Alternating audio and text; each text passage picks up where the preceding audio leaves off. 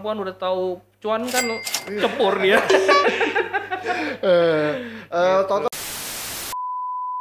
gue piara ikan di kamar, pakai heaternya pecah.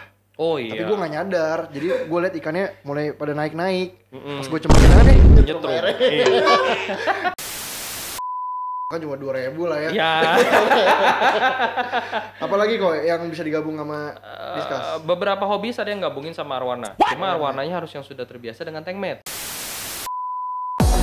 Temukan berbagai macam informasi menarik mengenai dunia hewan hanya di Fauna Apps. Download sekarang.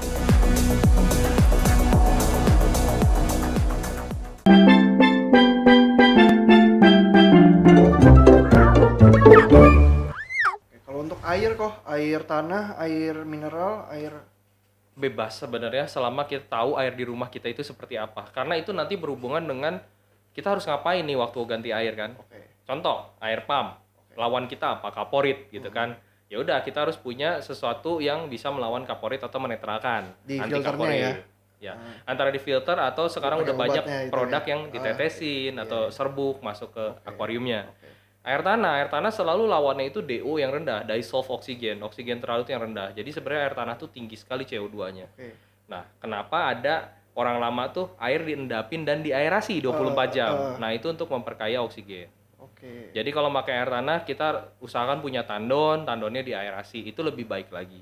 Baru masuk ke akuarium besoknya. Kayak gitu. Nah, setelah air udah, suhu gimana kok? Dia harus dingin, harus panas? Diskus seneng agak anget lah, 28 sampai 30 Berarti Celcius. wajib pakai heater? Enggak juga. Kalau kita tinggal Jakarta ya nggak perlu. Tapi kalau Jakarta ruangannya ber-AC ya perlu. Jadi benar-benar menyesuaikan sama lingkungan sekitarnya. Tapi kalau misalnya di Bandung atau Lembang, itu pasti pakai gitu kan. Kalau nggak nanti kalian beli ikan zora diskus mulu ya, mati mulu. Mati mulu. Iya, gue waktu itu kalau gue piara ikan di kamar, pakai heaternya pecah. Oh iya. Tapi gue nggak nyadar, jadi gue liat ikannya mulai pada naik. Pas gue cemplungin aneh, nyetrum. Gitu. Nah, berarti kalau tahu airnya udah siap nih untuk masukin ikan, karena kalau menurut aku kan diskus rada ringkih sama air ya. Betul. Untuk ngecek airnya udah oke nih, siap masuk ikan, itu gimana kok? Paling aman sih secara awam sirkulasi aja dulu seminggu 2 minggu. Biar airnya jalan dulu, oksigen udah tambah kan. Air diputar itu oksigen juga tambah kan. Percikan dari pompa, air jatuh ke filter itu kan nambah oksigen juga, itu satu. Kalau misalnya dia ada kaporit juga setelah disirkulasi sehari kan hilang juga dia sebenarnya. Jadi kalau mau aman nih, saya ribet kok ngecek segala macam, ya udah sirkulasi aja sehari, seminggu 2 minggu.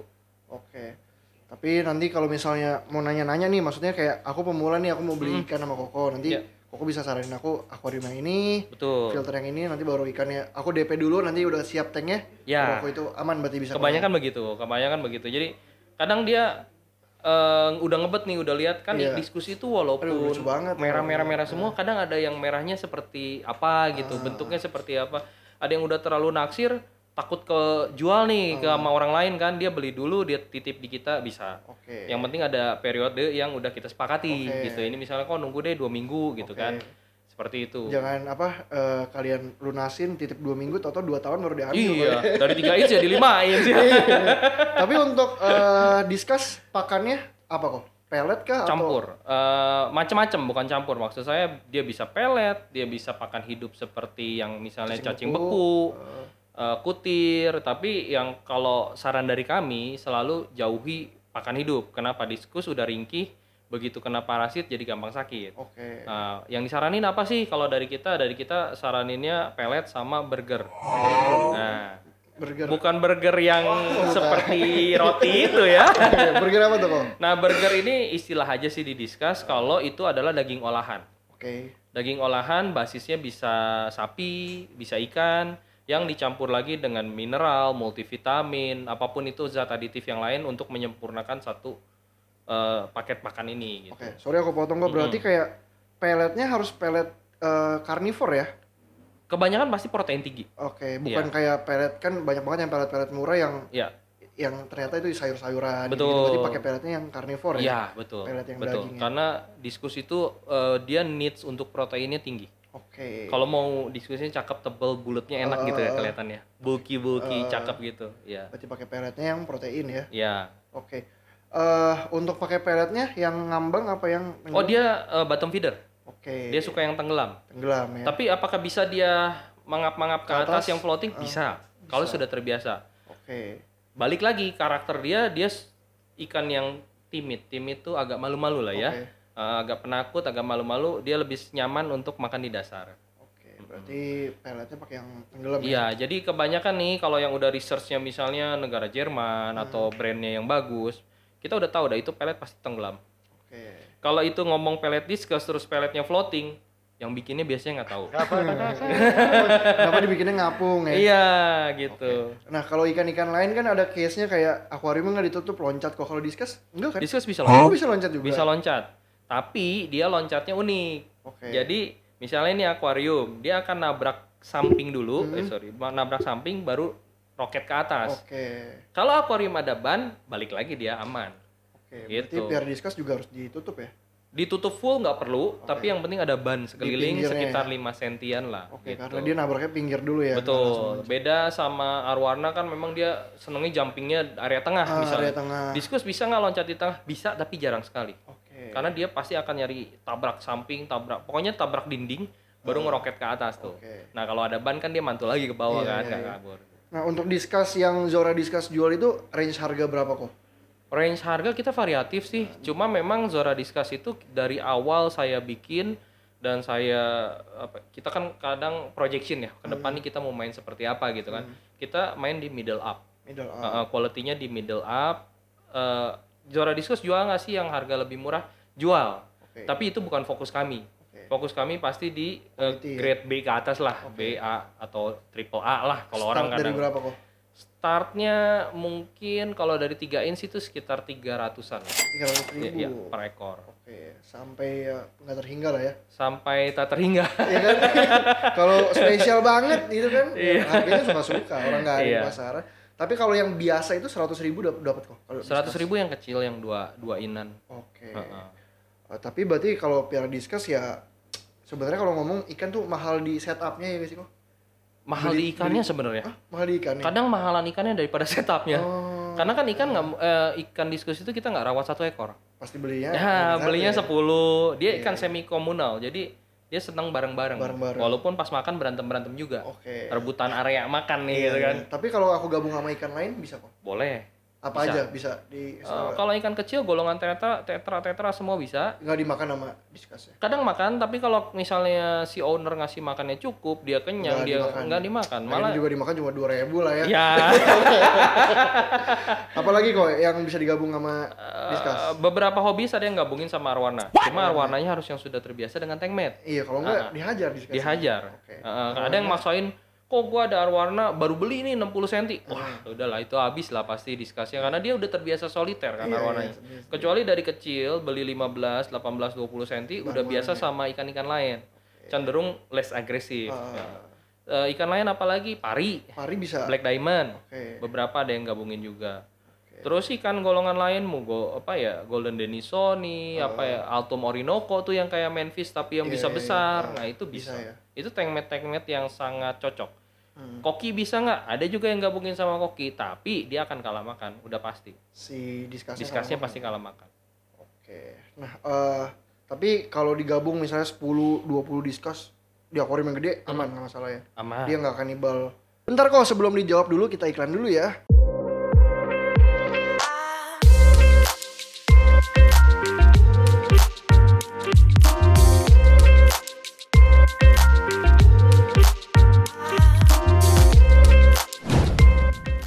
Oke, jadi kalau kalian nih mau bukber, langsung aja ke Lunchbox di Menara Kadin lantai 3. Lagi ada paket buka bersama, cuman mulai dari 35.000. Dan kita lagi ada juga festival takjil nih. Jadi teman-teman yang mau bisa langsung aja datang ke Menara Kadin lantai 3 ke Lunchbox. Oke, bye-bye.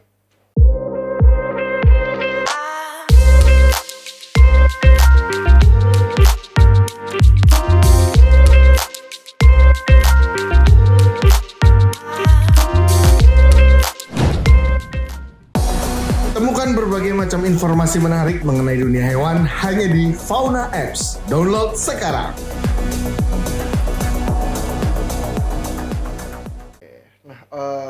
Tapi kalau digabung misalnya 10 20 diskus di akuarium yang gede aman, nggak masalah ya. Aman. Dia nggak kanibal. Enggak. Nanti kalau udah terbiasa dia akan ada istilahnya apa ya? Ini area saya, ini area kamu. Mereka ada area rotatingnya. Iya. Kok berarti awal-awal itu jual dulu apa breeding dulu kok?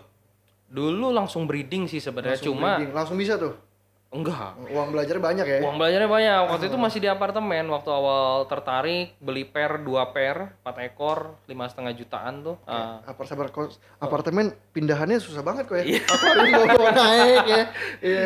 Iya. Awal di apartemen. Dulu di apartemen dari 2 akuarium beranak jadi 8 akuarium. Istri udah mulai ngomel-ngomel. Oh no. Akhirnya kita mutusin pindah sewa rumah karena kita butuh space lebih besar. Balik lagi kalau ikan tuh pasti butuh tempat gitu kan, butuh akuarium. Iya. Berarti sekarang kok full di ikan ya?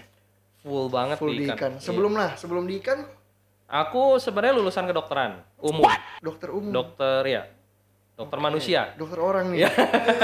Iya. Habis itu masih ke Tokopedia karena perjalanan tuh sebenarnya dokter. Praktek 2 tahun. Balik ke Jakarta coba di farmasi asing yang waktu itu punyanya Swiss sama Denmark.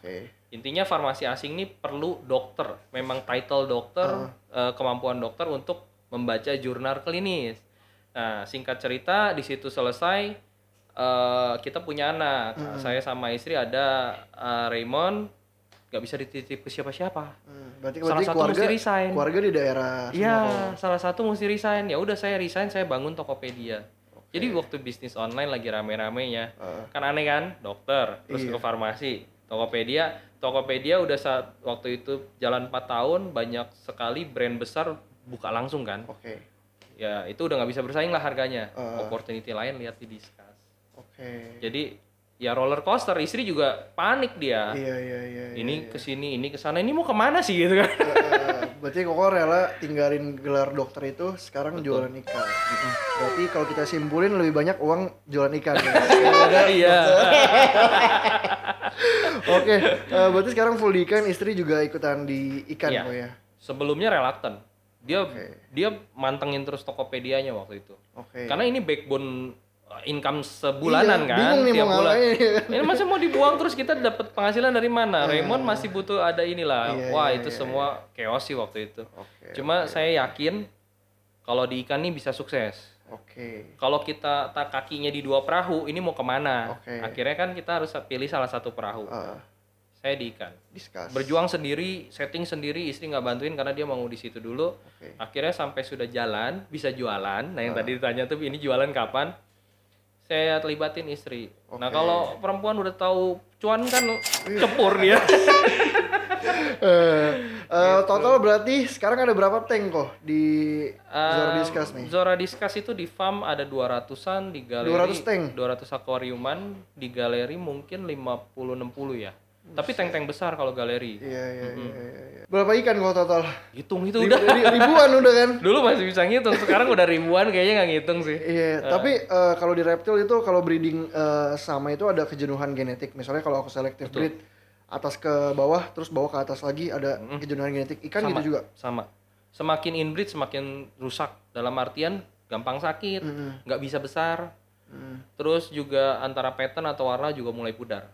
Jadi tetap harus cross keluar dulu. Berarti harus tetap cari indukan baru ya? Nah, balik ke sebelum jualan, itu waktu awal-awal saya kolek genetik dari mana-mana. Mau dari lokal, dari Pineng kita bawa, dari mana kita bawa. Terus kan kita jadi tahu nih ikan ini dari mana. Gennya jauh dong. Harapannya gen jauh sih sebenarnya walaupun masih muter Asia gitu. Tapi ketahuan kok kalau gennya yang kita indukannya temuinnya agak jauh, burayaknya cepet gedenya. Itu udah paling gampang lihat di situ sih sebenarnya. Wah ini bisa dilanjut nih indukannya. Kalau nggak bongkar lagi indukannya. Itu tadi bilang, apakah ini kayak pigeon?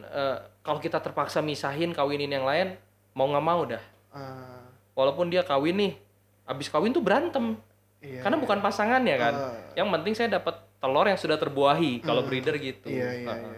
Kalau Discuss kan kayak orang-orang main Cana, Predator kayak Discuss pas awal Koko terjun berarti juga cari literasi di Indonesia tuh nggak ada kan kok? Iya gak sih? Nggak ada. Di Indonesia ada sih yang ngeluarin buku, cuma terbatas sekali. Kan?